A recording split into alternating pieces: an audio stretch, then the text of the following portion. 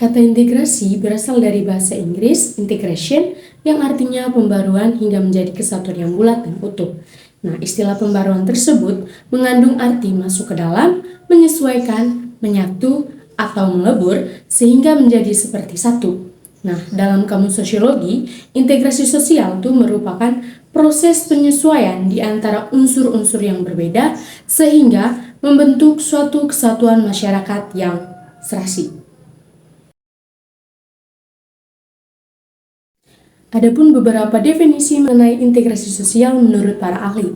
Yang pertama, menurut Sejono Sukanto, integrasi sosial adalah sebuah proses sosial individu atau kelompok untuk berusaha memenuhi tujuan melawan lawan yang disertai dengan suatu ancaman atau kekerasan. Nah, yang kedua itu menurut Button.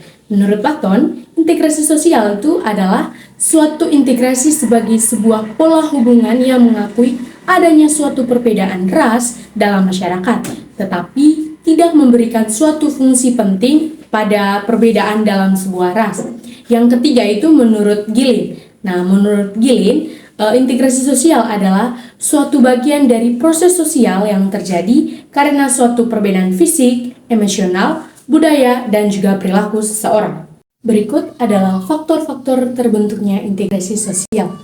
Yang pertama ada faktor internal. Adanya semangat gotong royong, adanya kesadaran diri sebagai makhluk sosial, dan juga adanya tuntutan kebutuhan.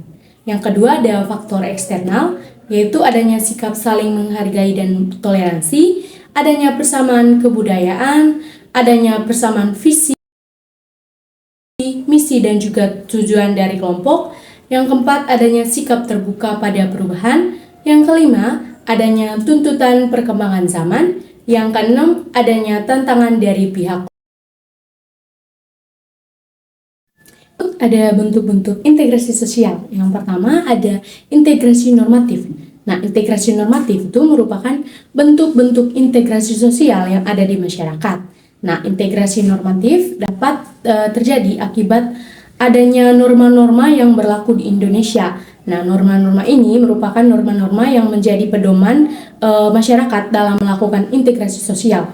Yang kedua itu ada integrasi fungsional, merupakan integrasi yang terbentuk karena adanya fungsi-fungsi dalam masyarakat. Dalam integrasi dapat terbentuk dengan mengedepankan fungsi dari masing-masing pihak yang ada dalam sebuah masyarakat. Nah, sebagai contohnya di Indonesia terdiri atas beberapa suku, kemudian mengintegrasikan dirinya dengan melihat fungsi dari masing-masing suku yang ada.